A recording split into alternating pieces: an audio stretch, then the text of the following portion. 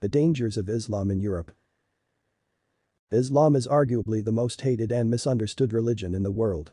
What is the reason for that? In part, this is due to the relentless news reports that had filled headlines for the past 30 years. Every crime that had been remotely related to Middle Easterners or Muslims had been branded and labeled negatively. Believing in stereotypes and promoting generalized statements are not only counterproductive but also dangerous. There are evil men and women in every country, every nation, and every society. Burning all mosques, or banning women from covering themselves, or calling for a Muslim Holocaust is not the best way to promote tolerance. In order to live peacefully with one another, we must be able to remain just and unbiased. However, most of the world media continues to portray Muslims negatively. This is the way world media works. Muslim-majority nations are the only countries in the world that do not have powerful arsenals, and it is natural for the media and other governments to overlook and often suppress those nations who are weaker in might. Most Muslim-majority nations do not have high-powered guns or long-range missiles. Islamic countries don't even have functioning or active military. Almost none of the Muslim countries in the world possess nuclear or chemical weapons. They do not own battleships or war fleet, and neither do they have submarines and fighter jets.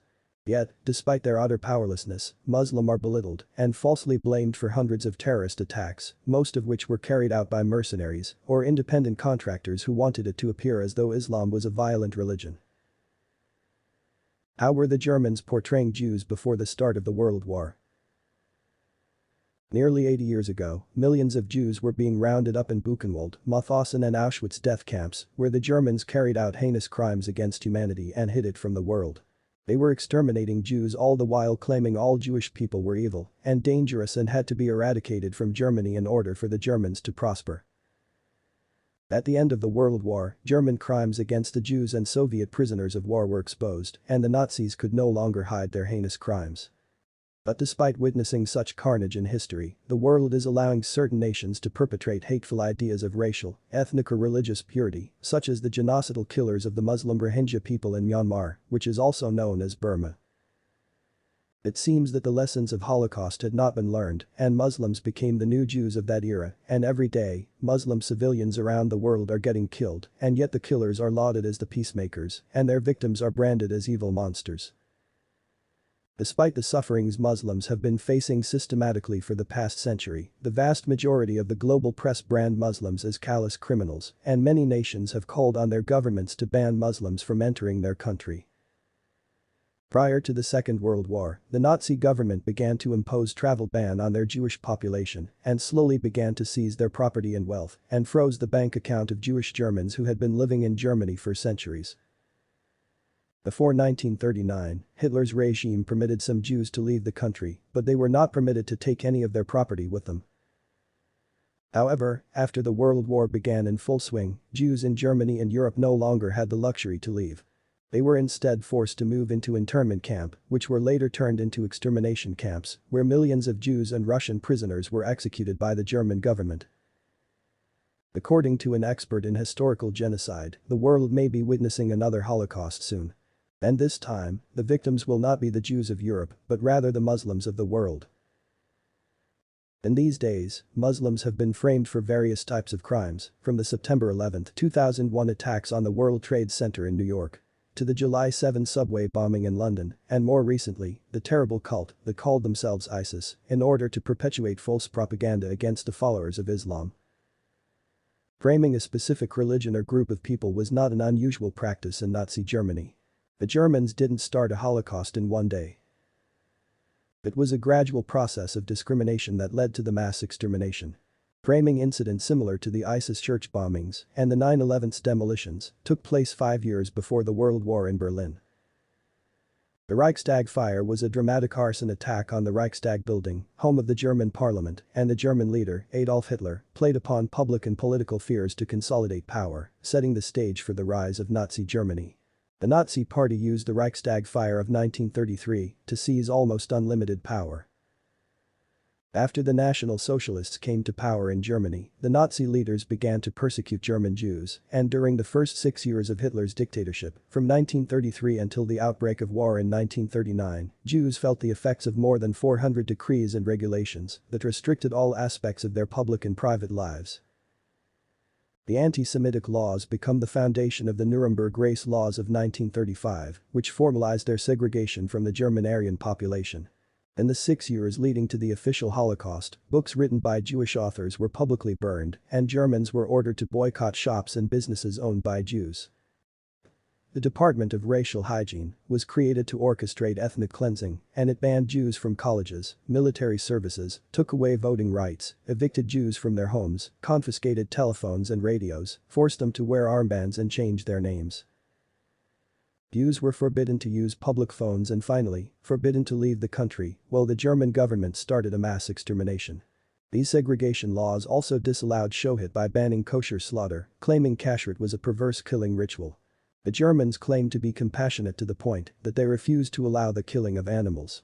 Even Hitler was vegetarian and suggested banning slaughterhouses altogether. The Nazis were reluctant to take the life of a goat but had no scruples in butchering Jewish women and children. Years before the Holocaust began, German civilian extremists would herd Jews into synagogues and force them to dance and officiate in there. Later, those Germans made the Jewish devotees clean up the feces with their prayer shawls and Torah and Bible's Old Testament parchments. In the 6 years leading to the official Holocaust, books written by Jewish authors were publicly burned and Germans were ordered to boycott shops and business owned by Jews. The Department of Racial Hygiene in the German government was created to orchestrate ethnic cleansing because it banned Jews from colleges, took away voting rights, evicted Jews from their homes, confiscated telephones and radios, forced them to wear armbands and change their names. Jews were forbidden to use public phones and were forbidden to leave the country when the German government started a mass extermination. Jewish residences were raided as they were forcibly removed and shuttled to extermination camps.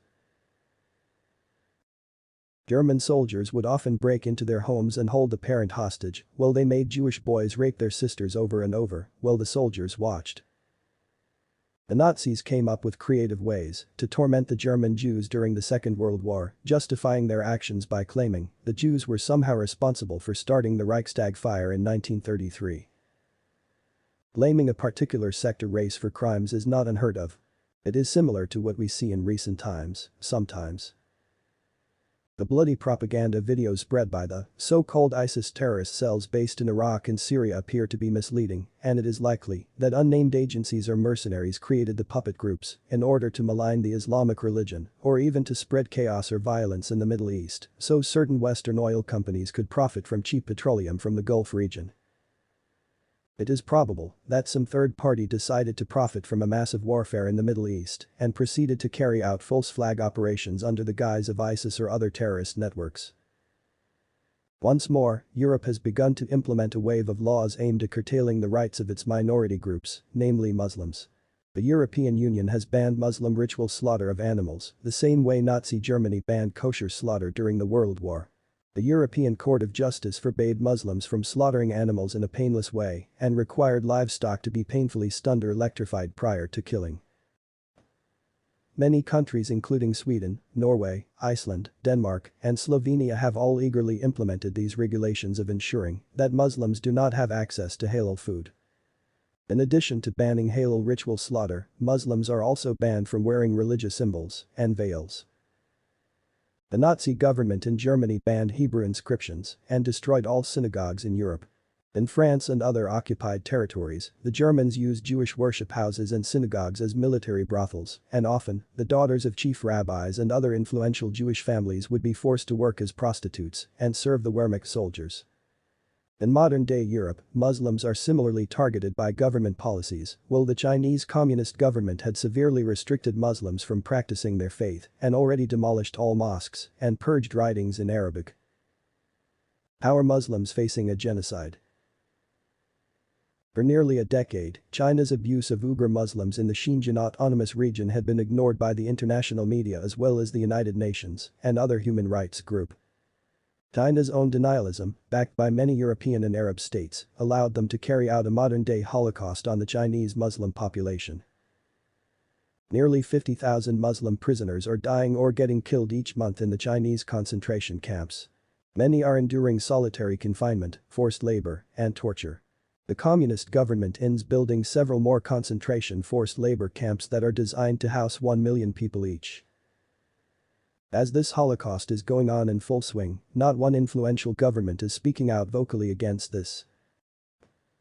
Europe, Russia and America are still conducting trade and diplomatic relations with China and indirectly enabling this massacre.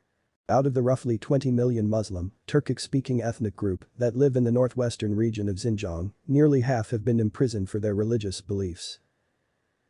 The Chinese government has imprisoned more than 5 million people since 2014 and subjected those not detained to intense surveillance, religious restrictions, forced labor, and forced sterilizations. Much like the Nazis in Germany who persecuted the Jews of Europe and banned kosher slaughter and burned all copies of the Torah Bible, the Chinese Communist government are also banning Islamic religious symbols, practices and are seizing and burning copies of the Quran. The millions of people who have been locked up in those Chinese camps have never been charged with crimes and have no legal avenues to challenge their detentions.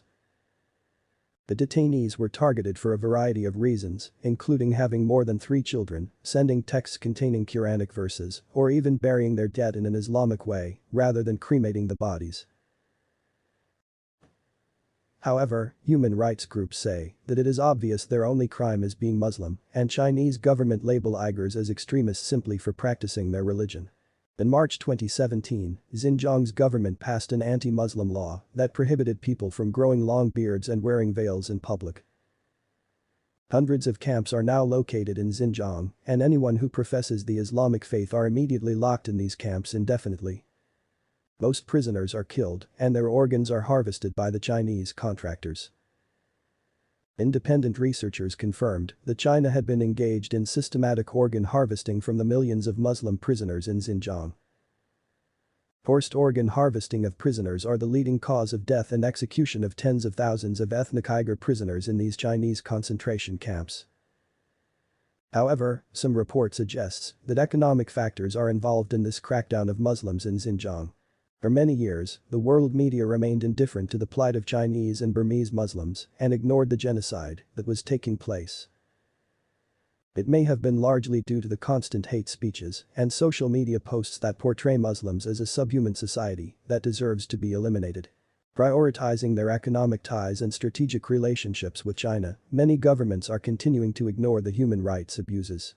In July 2019, a group of European countries finally signed a letter to the UN Human Rights Chief condemning China's actions in Xinjiang. Why was Xinjiang region targeted by the communist government? Xinjiang is home to China's largest coal and natural gas reserves, and human rights organizations have observed that the economic benefits of resource extraction and development are often disproportionately enjoyed by the Chinese, and Uyghur people are increasingly marginalized, persecuted and forced to work in labor camps until they are worked to death. Those Muslims who haven't been taken to concentration camps also face terrible hardships. Many aspects of Muslim life have been erased, journalists reporting from Xinjiang have found. Communist Party members have been recruited since 2014 to stay in Uyghur homes and report on any perceived extremist behaviors, including fasting during Ramadan. Pan-Chinese men who forcibly live in Muslim homes often rape the women of the household and threaten them with imprisonment if they do not cooperate. Chinese officials have destroyed thousands of mosques, often claiming the buildings were shoddily constructed and unsafe for worshippers, and anyone seen visiting a mosque is immediately arrested. Uyghur and other minority women have reported forced sterilizations and intrauterine device insertions, and officials have threatened to detain anyone who has too many children. Uyghur parents are banned from giving their babies Muslim or Islamic names, including Muhammad and Medina. Halal food is also banned by the local government, which has launched a campaign against it. How many ethnic Uyghur Muslims are being persecuted in the Chinese communist prisons? More than 5 million Muslims have been arbitrarily detained in China's Xinjiang region. Unofficial estimates suggest a much higher number, and many former prisoners in the concentration camps believe that nearly 10 million Muslim Chinese were being locked up in those harsh prison camps. The re-education camps are just one part of the government's crackdown on Uyghurs. Many of us wonder how millions of Jews were killed by the Germans during the World War and no one did anything to prevent it. However, at that time, world leaders were indifferent to the Jewish crisis as they are now to the plight of the Muslims in China, Myanmar, and Israel.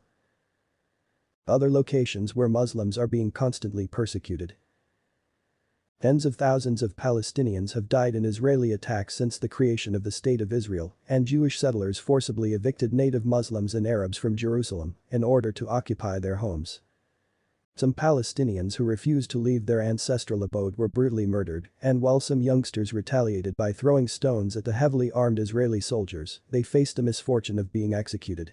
For every Israeli that had been killed, nearly 200 Palestinian civilians were executed in rampant shooting or Israeli missile strikes on the civilian population. Most of the Palestinian victims have been children. In late 2008 and early 2009, Israel again invaded Gaza as part of Operation Cast Lead, which caused thousands of Palestinians to be killed and devastated the Gaza Strip. Those 2 months were by far the deadliest for Palestinians since 2000. Israel launched extended bombing campaigns in Gaza in late 2012 and again recently, both of which have killed thousands of Palestinians. While Israeli strikes are allegedly targeting Hamas and other militant groups, local United Nations office estimated that 90% of the people killed in Gaza were civilians, hundreds of children. A separate UN agency estimated on 80% of the killed were civilians, including hundreds of injured school children who were hospitalized for bomb-related injuries. In this decade alone, tens of thousands of Palestinians have been killed by Israeli forces, and over 100,000 Muslim civilians were injured during the decade, most of whom died from their wounds. In 2019, Israeli forces killed hundreds of Palestinians, mostly by air-launched explosive weapons or live ammunition. Nearly 20,000 Palestinians were injured during the year by Israeli forces, most of whom were shot with live ammunition. Why did I create this presentation? I elected to make this presentation, mostly to post historical facts accurately and to put an end to the misinformation that plagues the media. This persistent misinformation is dangerous because it turns one man against another, makes one race hate another, brews anger and eventually leads nations across the world into harsh warfare. Recent decades witnessed great persecution against Islam and Muslims, and it is highly probable that Muslims may soon become the victims of the next impending Holocaust. Islam is the most misinterpreted religion in the world, particularly because of historical inaccuracies that had been spreading for a long time. Arabs in pre-Islamic Arabia would often spread false information about Muhammad and his followers, and some of those stories inadvertently ended up becoming parts of religious booklets, and those false accounts were even adopted by some Muslim scholars who thought those to be authentic prophetic narrations. Hence, in order to understand the Islamic religion, it is necessary to study only the Quran, as this has never been altered in any way. Unfortunately, since many of the followers of Islam also believe in the false propaganda, I made this presentation after considerable discussions with archaeologists and historians as well as Muslim scholars who pointed out to me the numerous inconsistencies in many theological books. I aim to discuss an aspect of Islam that has been grossly misunderstood, and that is slavery of fellow man. Recent media attention on the idea of sex slavery raised many questions about this subject. The mercenary criminal group that called itself ISIS or ISIL started havoc in many Middle Eastern nations by promoting bloodshed and rampant kidnapping. The question which naturally arose in many people's minds was that if slavery was even legal in Islam, what did Islam's holy prophet Muhammad have to say on the topic of slavery? Few people concern themselves with approaching the religious texts with an open mind or studying the holy books objectively, but content themselves with their own, often biased, interpretation of the faith. In this brief video, we will attempt to go over a few of the most controversial and least understood topics in Islam. 1,450 years ago, when Islam came on the scene, it nullified and negated the concept of slavery. No ruler or progenitor was allowed to treat his subjects or offspring as his slaves. Every individual was bestowed with well-defined rights. The ruler and the ruled, the progenitor and the offspring, had to live within the limits prescribed by religion. No one could transgress those limits. According to Muslim scholars, Islam was the first religion to name every man and woman equal in the sight of God. Everyone was born free. There was no slavery system in Islam until pagans started taking Muslims as slaves. Those Muslims who were not protected by powerful tribes were captured and sold to enemies who killed, tortured and persecuted them mercilessly. Finally, God allowed Muslims to take captives only in wars, and that too under complex rules, which included that prisoners of war must be treated gently and must be fed the same foods his captors ate, must be clothed in the same fabric and lodged in a similar housing. And it drastically restricted war by allowing imprisonment only in a war that was being fought against an unbelieving and unjust enemy. In no other way could anyone be enslaved. At the same time, Islam raised the status of slavery to that of a free man and opened many ways for their emancipation. In Islam, no one was permitted to have sexual relations with their slaves. However, in countries throughout Europe, North America and Australia, it was a commonplace occurrence and also sanctioned by government laws to sexually assault their slaves, especially the women, which was practiced in a mass scale and completely legal until a few decades and century ago. For Muslims, the laws of Islam span a vast horizon, where hospitality, kindness, assisting the wayfarer and sheltering the orphan are religious obligations.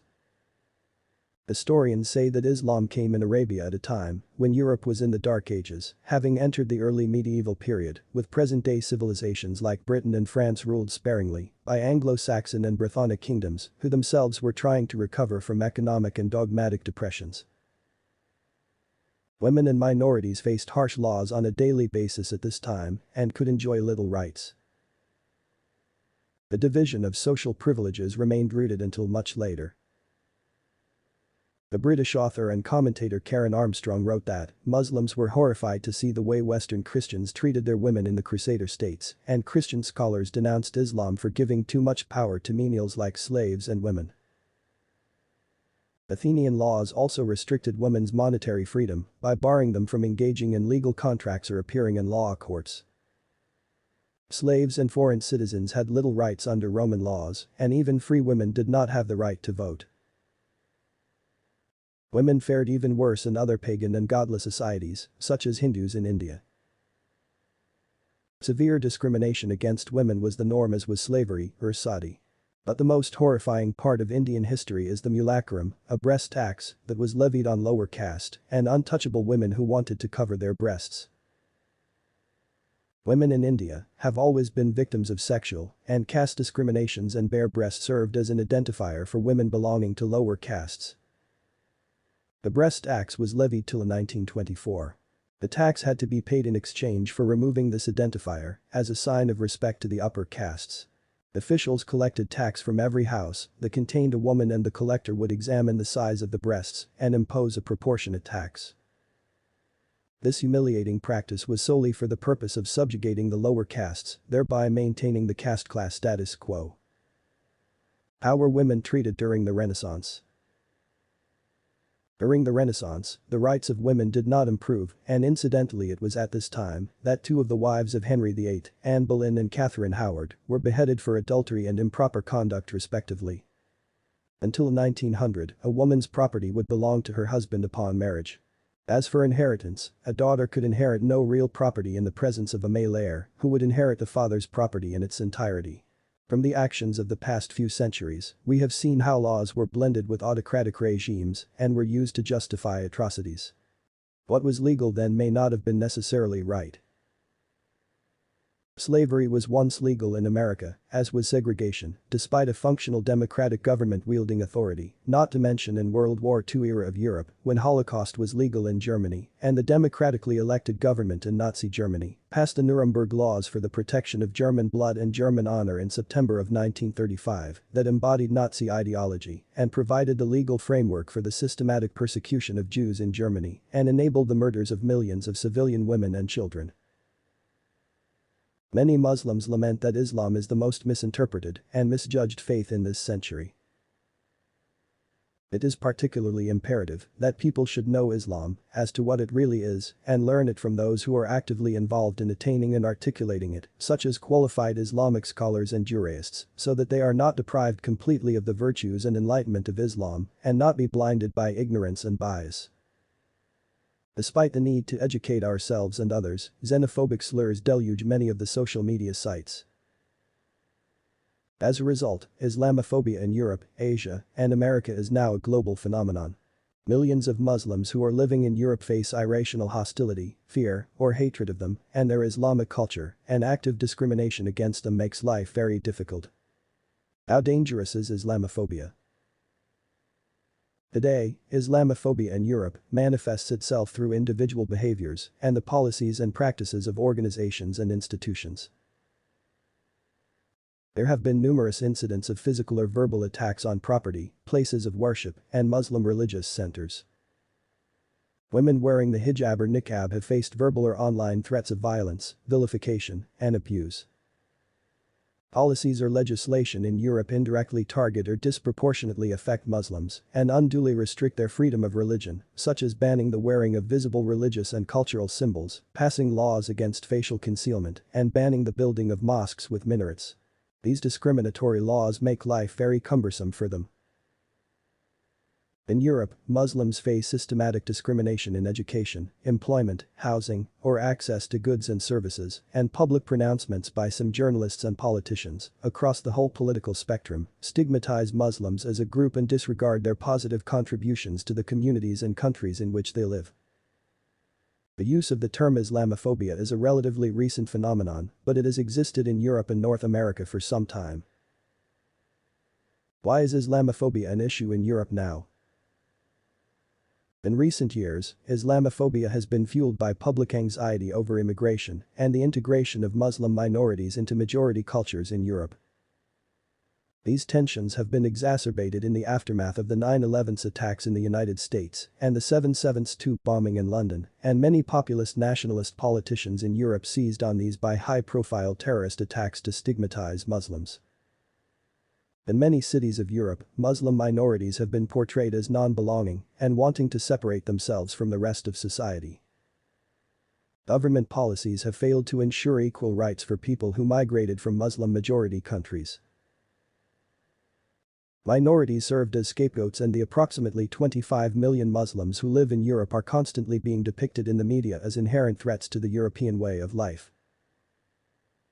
Even when the Muslims are born there and lived for generations in Europe, xenophobic, populist parties that are on the rise across Europe belittle and criticize them, even in countries where Muslims have lived for generations. However, many Muslims I have interviewed insist they still have tremendous love and respect towards their European counterparts. Most Muslims believe that some elements of the media are responsible for spreading false narratives about Islam, and it is due to this long-term disinformation campaign that many Americans, Australians, Canadians, and Germans are expressing dislike for the Islamic faith.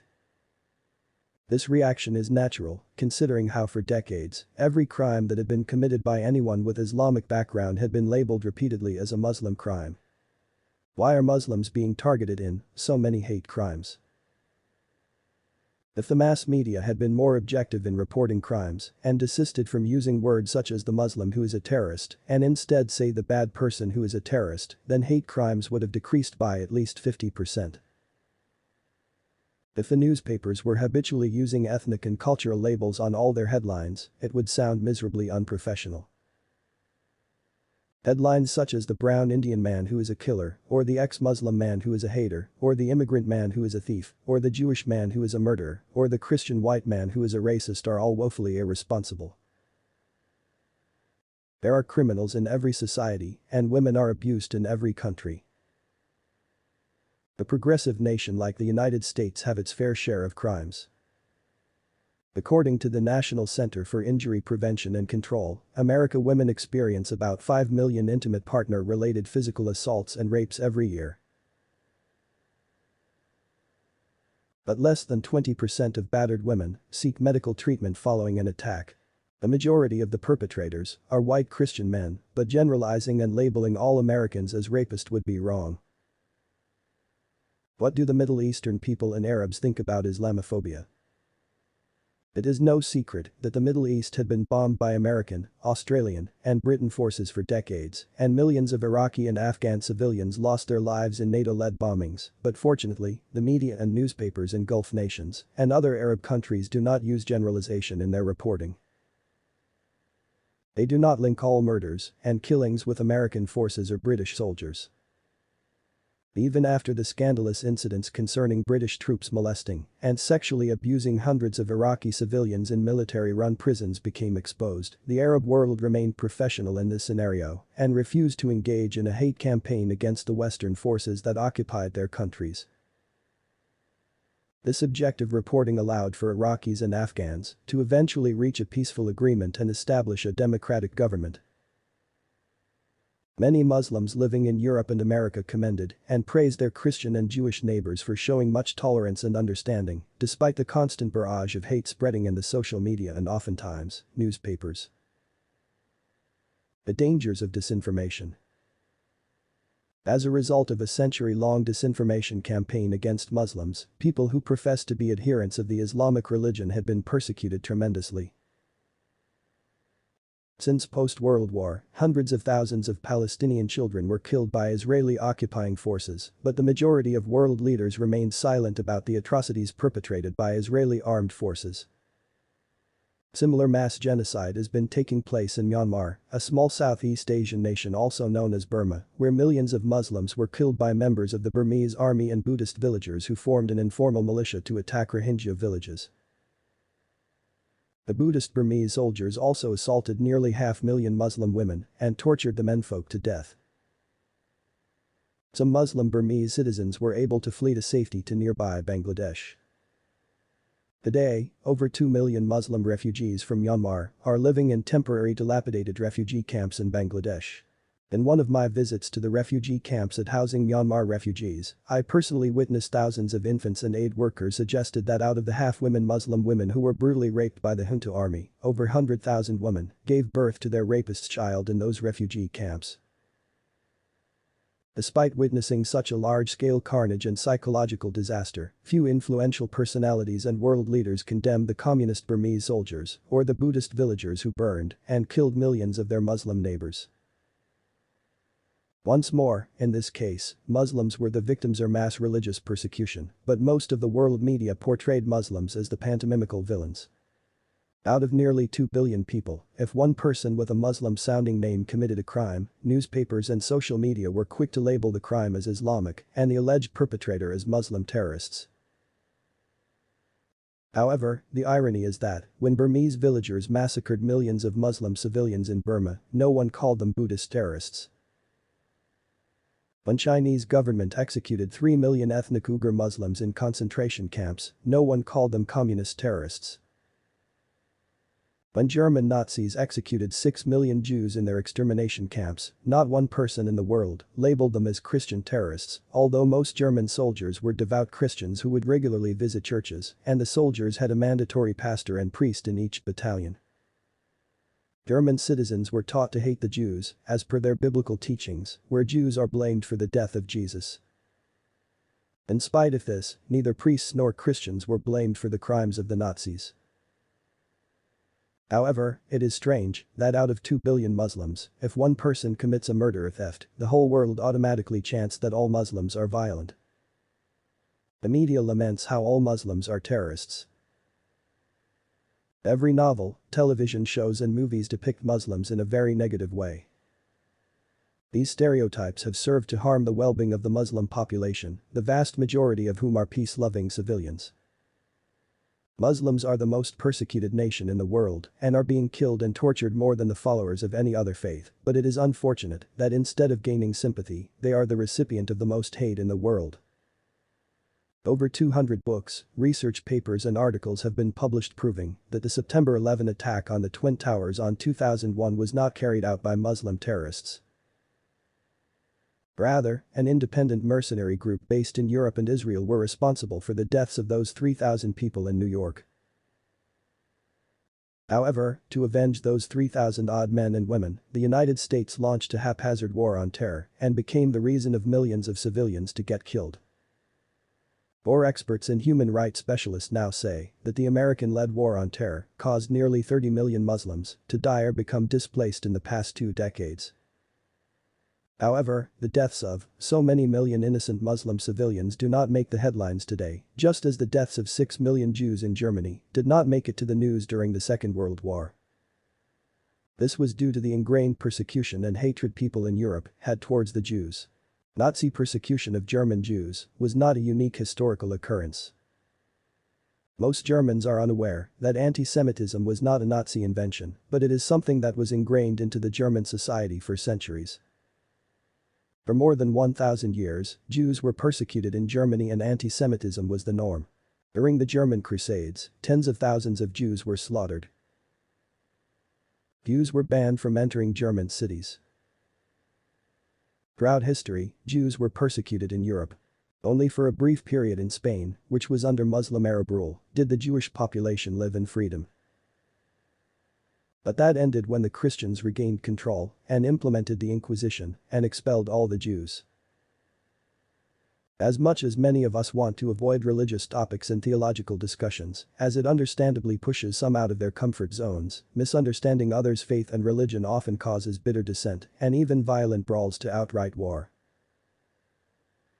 For centuries, citizens of the developing world were educated on the dangers of sprawling terror groups, such as the Maoist rebels in India, the IRA terrorist organization in Ireland, the Basque separatist organization in Spain, leftist guerrilla groups in Colombia, the Jewish terrorist group Dam Yehudi Nakam that had vowed to murder 6 million Germans and assassinated hundreds of WW2 veterans across the world.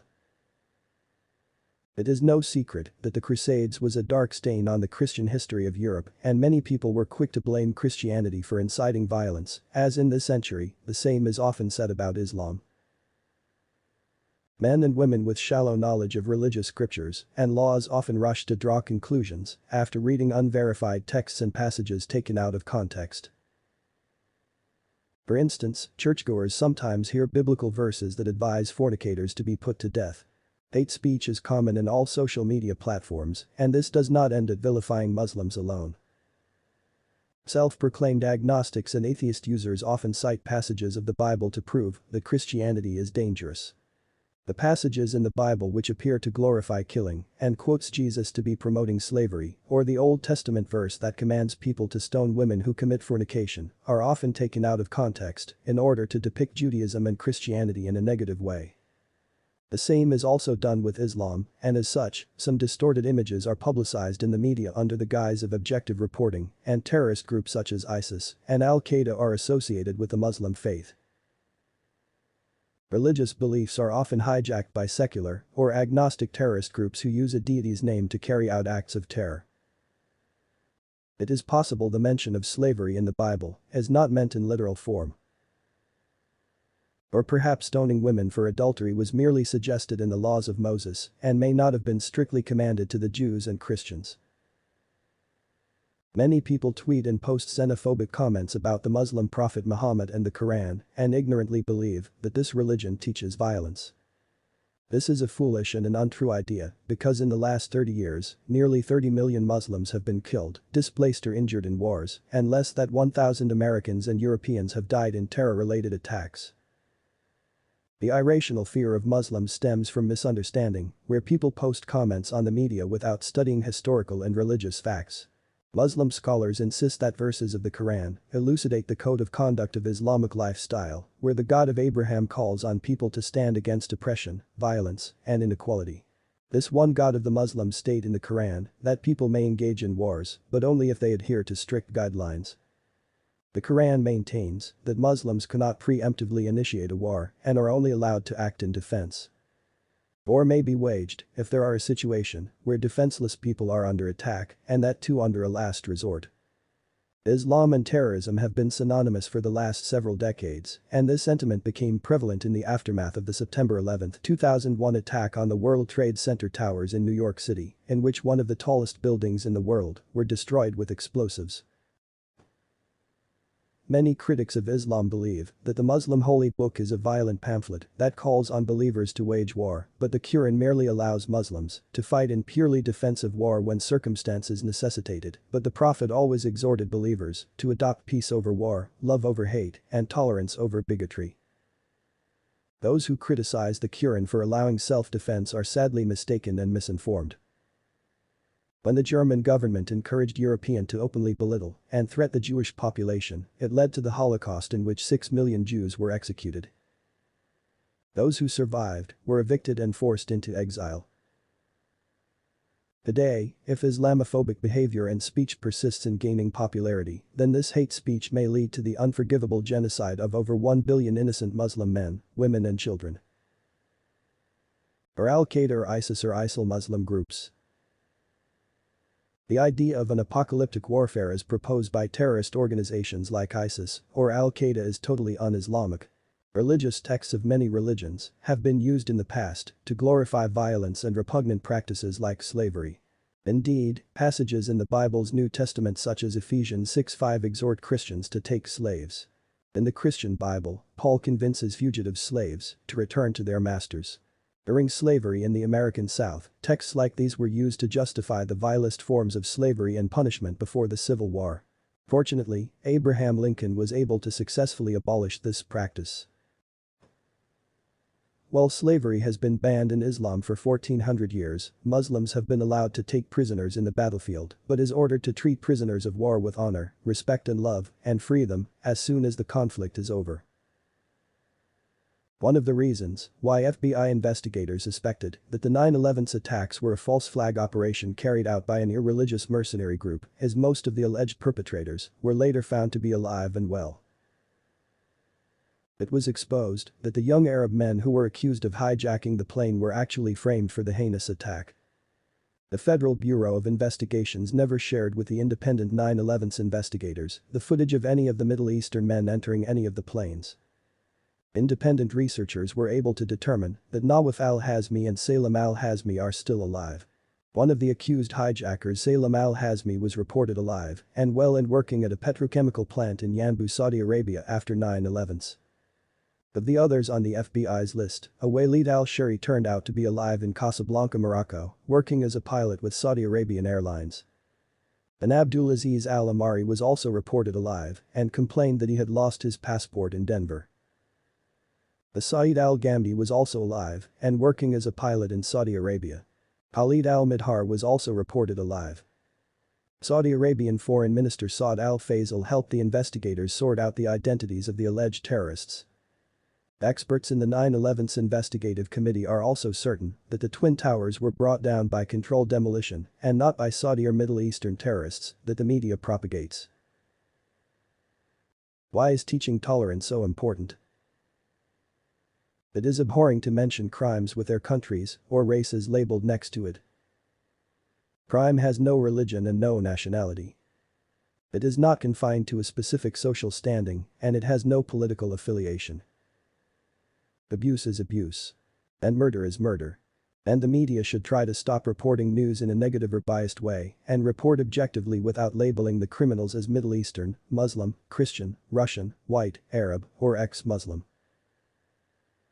Not too long ago, the American Constitution allowed slavery and considered it legal to own and sell fellow human beings. Until this day, the American Constitution allows killing its enemies, even if the perceived enemies are civilians who are protecting their country, such as the resistance fighters in Vietnam, Iraq, Korea, or Afghanistan. In the aftermath of the September 11, 2001 attacks on the World Trade Center buildings in New York, the American Constitution once more legalized torture, rape and murder while interrogating suspected terrorists or any other spies. All of this was signed into law in order to keep America safe. Those who were caught murdering or torturing terror suspects were never charged with any crimes. However, this does not mean America is the worst nation in the world. The United States is still an active democracy where citizens hold government to account and all of the provisions in the Patriot Act that legalized torture was done so Americans could defend themselves. The Bible also has hundreds of passages and verses that call on Christians to kill all those who do not believe in Jesus, but that does not mean all Christians are crusaders and murderers. The Bible has over 100 verses where women are ordered to be stoned to death, but no one follows those pre-medieval instructions. In spite of the fact that the Quran does not have a single verse that allows for anyone to be stoned or tortured, Muslims are still considered to be the problem, and Islam is believed to be a dangerous idea by many people. The communist government in China used terrorism as a pretense to ban the Quran from all public and private houses. The Chinese government had already imprisoned over 10 million Muslims in concentration camps, and all the prisoners are innocent civilians, including infants, women and young children. Every day, several thousand Muslim women get raped by Chinese Communist police in order to make them less extremist. Since 2017, over 1 million civilian Muslims in China died from. At least 100,000 organs are transported from those camps every year. They are all forcibly taken from the bodies of Muslims. This practice of organ harvesting has been going on from 2017. Some skeptics argue that China takes organs only from condemned prisoners and death row inmates. But independent research showed that only 30 people in the entire country of China had signed up to have their organs donated after death. The remaining 100,000 organs are forcibly harvested from Muslim prisoners in the Xinjiang region. Chinese Muslims in those areas are not allowed to fast in the holy month of Ramadan, and neither are they permitted to own or read Quran. Muslim women who try to wear a veil or scarf, or even long dresses are forcefully raped in their own homes, while their husbands are made to watch. Chinese communist policemen rape the women and stay in their houses to make sure they do not become extremist or fundamentalist. The Chinese Muslim women who are gang raped and electrified by hundreds of Chinese atheist policemen never did terrorism, nor committed any crimes. They are brutally raped with electric heating rods in front of their children, and many die each day because of their injuries. But the Chinese Communist government claim that they are doing this to make sure these civilians don't turn into extremists. That's why they are torturing and killing Muslim civilians of their own country. Muslims in Chinese concentration camps are banned from praying and fasting and are forced to drink alcohol and eat pork daily, since Muslims, like Jews, are not allowed to eat pork. In their forced indoctrination programs, Chinese Communist police force the Muslims women and men to curse Islam and denounce their faith. Those who refuse to do so are severely punished. Their children are often frozen inside freezers in front of the mothers if they don't agree to curse Islam.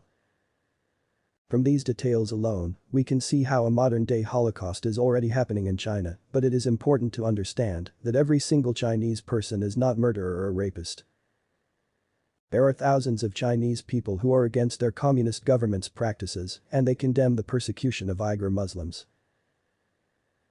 The Chinese government banned the Muslim holy book because they said it has verses that allow believers to defend their homes and families, but just because there are several verses in the Quran where defending oneself in the face of the enemy is allowed, does not mean that the whole religion is evil.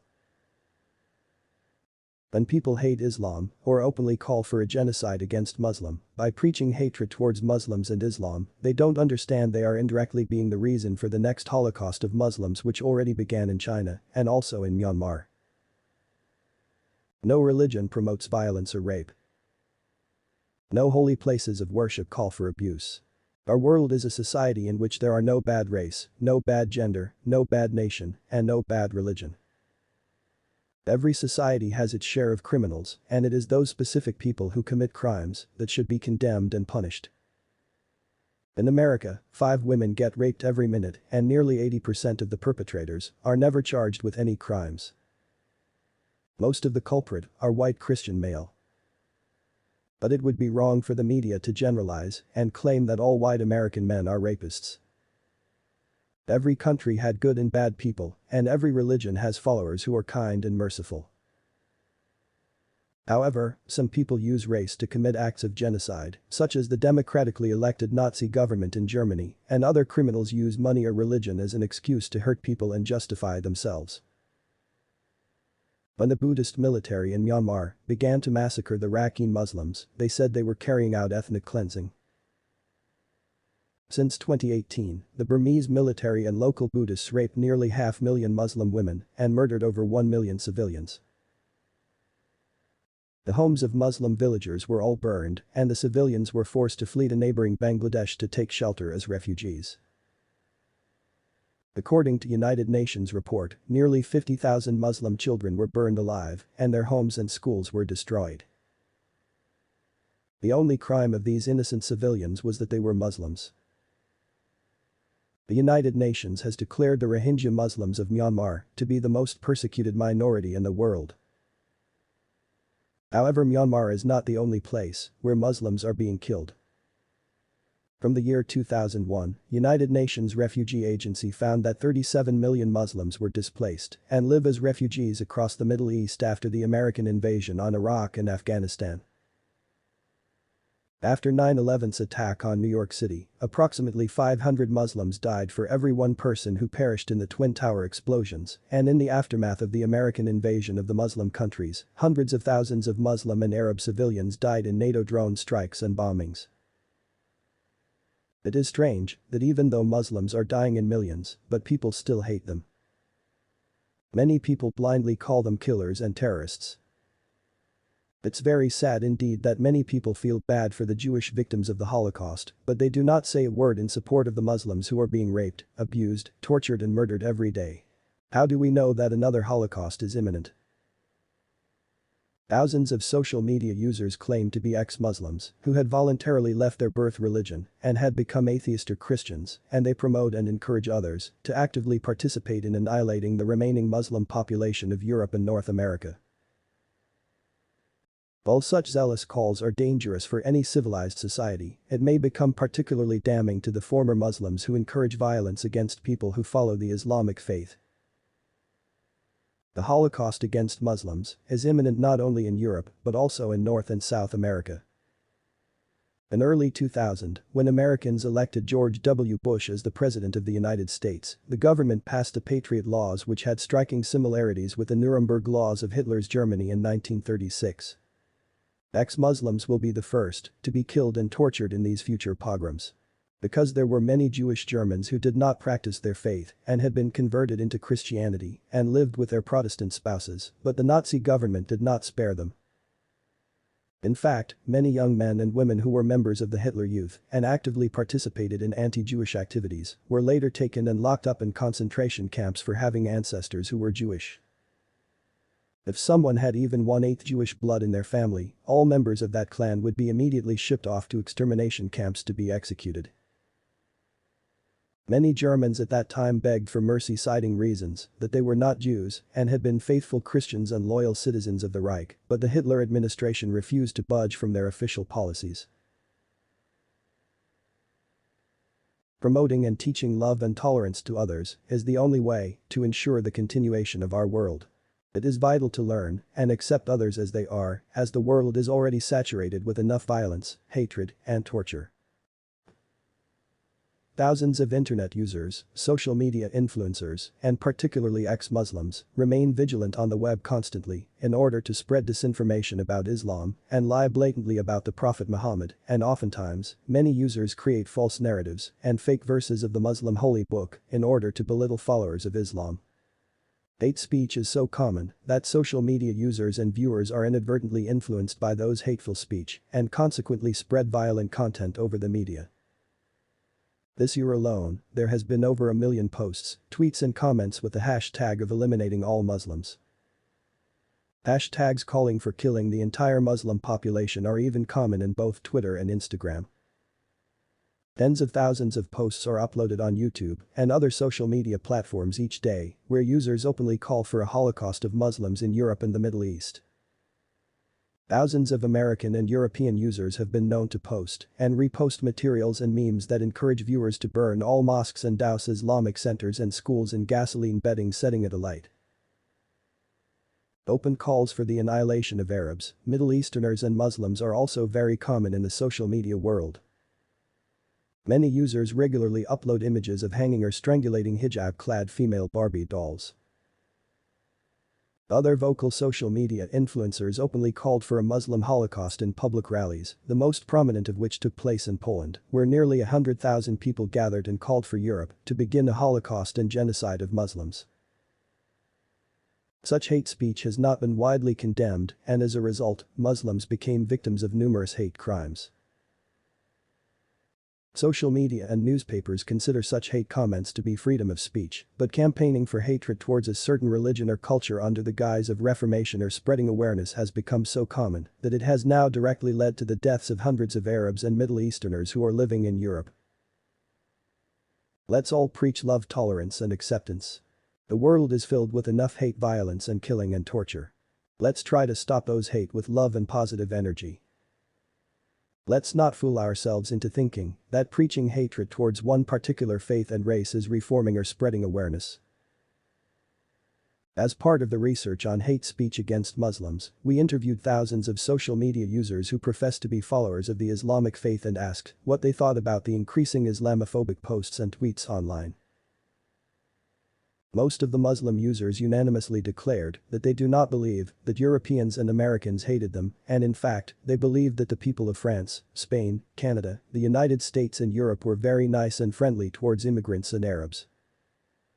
But they did feel that the media was often unfair in portraying Muslims to the public, and the repeated propaganda designed by television and radio shows which showed the people that all Muslims were violent or dangerous served to turn many people into hateful anti-Islamic activists. Hundreds of far-right and racist politicians in Britain, France, Germany, Norway, Denmark, Canada and the United States openly called for a Muslim ban to those countries and encouraged people to throw Muslims out of Europe and North America. Due to constant anti-Muslim propaganda, many Europeans openly called for a Muslim Holocaust. This sentiment is not unusual, as we can see history repeating itself. Prior to the World War II, Jews in Europe were targeted the same way Muslims are being harassed and persecuted. Hitler took power in Germany in January 1933. From the very beginning, Jews were targeted with policies and local, regional, and federal laws to restrict their rights in every sphere of life.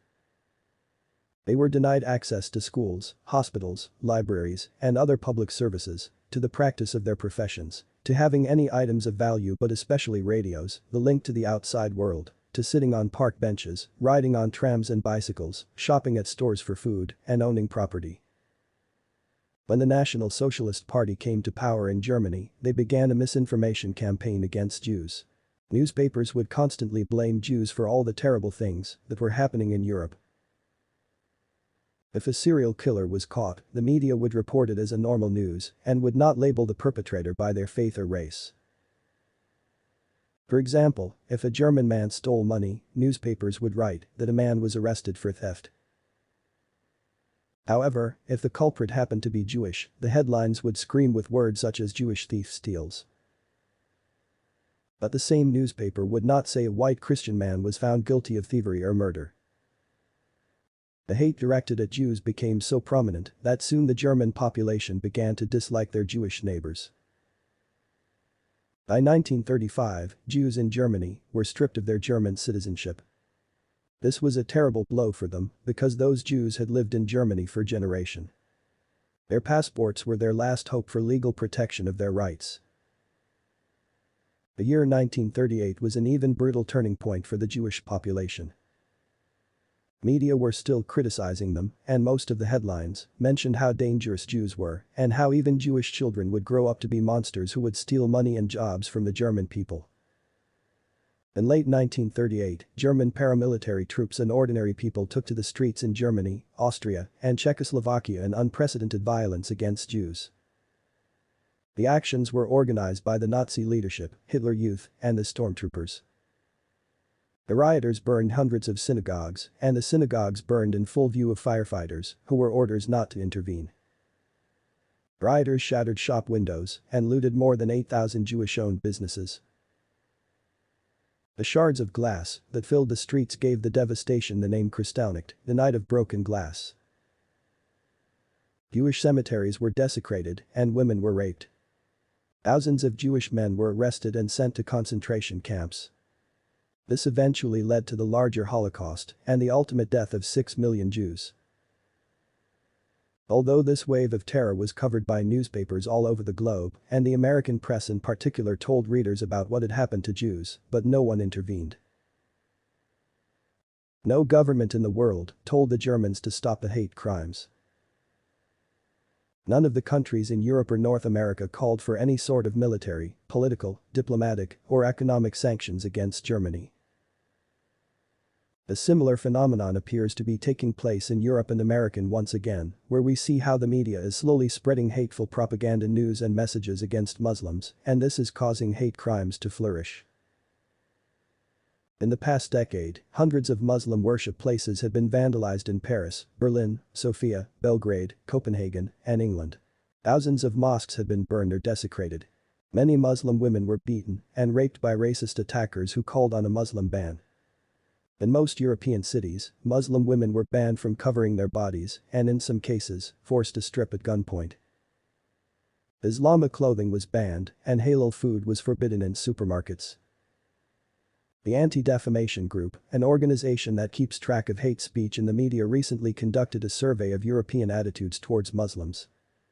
It appeared that 80% of European Union citizens had anti-Islamic views and 70% wanted Muslims to be deported from their countries. Nearly 100% wanted to shut down all Islamic schools and mosques permanently. Many of the people that were surveyed anonymously openly called for a Muslim Holocaust in order to make Europe Muslim-free. These violent and dangerous speech were a common occurrence in these mass surveys, but certainly not all European and American citizens held such intolerant views. Many expressed sympathy towards their Muslim neighbors, but admitted that living in Europe could become very dangerous for them. However, despite all these persecutions, many European leaders called on their citizens to show tolerance and maintain a peaceful coexistence with their Muslim neighbors. But life for Muslims were far worse in other places of the world. The Chinese state-controlled media systematically published hateful propaganda and news against Muslims in television and newspapers. This caused most of the Chinese general population to harbor hatred towards Muslims. Ultimately, the Chinese Communist government began to openly persecute the Muslim minorities.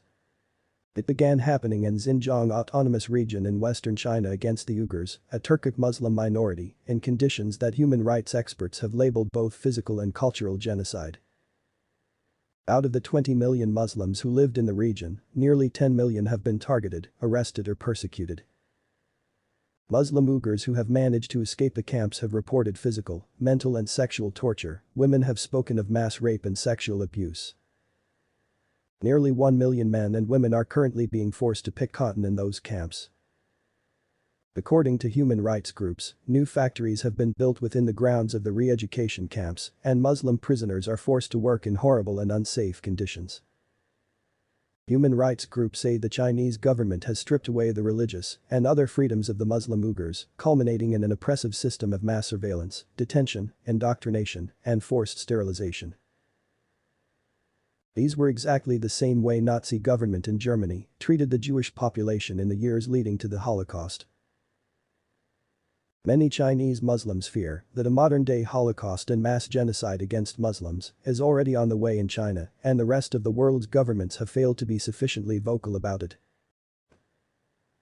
According to first-hand accounts from inside the internment camps, former detainees and several guards have told the BBC that they experienced or saw evidence of an organized system of mass rape, sexual abuse and torture. The Chinese police not only rape the women, but also electrocute them. They are subjected to horrific torture and humiliation. Evidence that children in China's Xinjiang region are being systematically separated from their families has also been uncovered in research commissioned by the BBC. It discovered that it's an effort to isolate the children from their Muslim communities, much like the way the German government under the Nazi regime kidnapped tens of thousands of Polish children and shipped them to Germany in order to create a massive supremacist army. The BBC also found evidence of the increasing control and suppression of Islam in China's far western region of Xinjiang, including the widespread destruction of mosques. It certainly takes a lot of strength not to hate. The strongest and bravest people in the world are those that don't hate others. They don't insult the religion or culture of their neighbors, and they don't manipulate others to hate people of other faith and other race. Another Muslim social media influencer suggested that, while the vast majority of the people of the world are peace-loving, constantly preaching hatred on the media may eventually lead to negative influence in people's minds. Even if a Holocaust does not take place right away, it is possible that Muslims will be persecuted against. But another user ended with a positive note and insisted that all we need to teach others is that there is no bad religion, no bad race, no bad country, no bad gender, no bad nation, and certainly no bad faith. There are only some bad people. And there are others who teach people to hate certain countries, nations, races, skin colors or religion. Muslims have been framed for a lot of crimes in the past, including the elaborate attacks on the American Twin Towers in New York in 2001. However, evidence proves that most of the people who commit crimes in the name of Islam are not Muslims. They are apostates, and sometimes, ex-Muslims, who deny the peaceful Islamic laws and kill people and claim to be Muslims, to give Muslims a bad name. Islam strictly forbids murder. But the people who kill in the name of Muslims are people who hate Islam. The terrorist group ISIS also killed directly and indirectly nearly 1 million Muslims so far, and they targeted less than 1,000 non-Muslims worldwide. These statistics show that, if ISIS was a Muslim group, they would not have targeted the Muslims. Approximately 10 million Muslims died so far in the hands of non-Muslims, starting from the first Iraqi war to the genocide of Rakhine Muslims in Myanmar and the ethnic Uyghurs in China. If we continue to preach more hate and violence and advise other people to hate Muslims even more, then we will be responsible for the next Holocaust that will take place and is already taking place against Muslims. Why is generalizing so wrong? It would be morally wrong to blame all Christians of the world for the crimes carried out by Nazi Germany. Similarly, it would be wrong to blame all Jews for the murders carried out by the Israeli Defense Force against the Palestinian people. It is also wrong to blame over 1 billion Muslims for the crimes of an individual Muslim. The world would be a better place if we could love all faith and race equally and see the best in people. Hatred towards one faith can lead to hatred towards 2 billion civilians. That would result in persecuting 2 billion human beings and hurting 2 billion souls and destroy the happiness of nearly 700 million innocent children. And this will turn the haters into the greatest monster that ever existed. It is not possible to harbor hatred in the heart for one nation and love another. One must love and save everyone. I have seen too many Europeans and Americans getting influenced by hate speech that they openly say things like, "All Arabs should die. All Muslims should die. Even the kids and women should die. Even the ones that left their country or religion should also die because their blood is bad." People who make such comments publicly hate all immigrants. Biased people speaking ignorantly or uploading biased posts on social media can lead on to such hatred into the hearts of civilians that those who read these posts become blinded by anger and try to shoot any Middle Eastern men of immigrant they see in the streets. This leads to hate crimes and other deadly attacks on minority groups. We must try to preach love and tolerance to all human beings. Why do many people still criticize Islam? Many people who criticize Islam claim that it is a barbaric religion because some Muslim-majority countries still have the death penalty. However, the death penalty in those countries is not for leaving their religion, but for treason. Islam promotes freedom of expression, and Muhammad personally allowed people to criticize him. While Muhammad displayed great tolerance in his lifetime, the same cannot be said about all the other leaders of various neighboring empires. For instance, Louis IX, who lived from 1214 to 1270 and was crowned following the death of his father Louis VIII, was commonly known as Saint Louis or Louis the Saint. He was a popular leader and was the only king of France to be canonized in the Catholic Church. As an adult, Louis IX became one of the most notable European monarchs of the Middle Ages. His reign is remembered as a medieval golden age in which the Kingdom of France reached an economic as well as political peak. His fellow European rulers esteemed him highly for his reputation of fairness and moral integrity. He was a reformer and developed French royal justice system. However, Louis IX was an ambitious leader and led the 7th and 8th Crusades against the Muslims and slaughtered thousands of innocent people. France's Louis IX revered his Catholic orthodoxy values and upon assuming power, he unleashed a reign of terror among his subjects by passing barbaric laws. One of Louis's favorite punishment was to punish blasphemy by mutilation of the face. Anyone speaking ill of Christianity or Jesus would have their lips and tongue cut off. In addition to not tolerating blasphemy, Louis IX ordered the burning of over 12,000 manuscript copies of the Talmud and other Jewish books. For centuries, Louis IX was considered to be the ideal Christian ruler because he was inspired by Christian zeal and Catholic devotion, but some historians express their horror when mentioning the draconic blasphemy laws King Louis had set in place during his time. But punishing blasphemy in this brutal way was not unique to France. Many other nations in Europe adopted this practice and would torture or burn non-Christians to death. Centuries later, many years after the Crusades, England continued to practice similar laws and punished blasphemy most severely. The offense of blasphemy was originally part of canon law. During late 1100s, Pope Innocent III instituted a special church office to investigate and prosecute heresy, a systemic persecution we now know as the Inquisition. The Inquisition used torture to punish heresy, and those who refused to renounce their beliefs were put to death, typically by burning at the stake, since burning was considered a wonderful punishment that purified the sinner. Even today, cruel and unusual punishment exists in many countries. Over 60 countries in the world currently have the death penalty. Amnesty International recorded that this year, nearly 20,000 people were sentenced to death in 54 countries. The following methods of execution were used across the world in 2020: beheading, electrocution, hanging, lethal injection and shooting. One of the most vocal proponents of the death penalty is the United States. The American government can arrest anyone who says anything against this country and charge them with treason. That person can be taken to black sites for unrestricted interrogation and torture.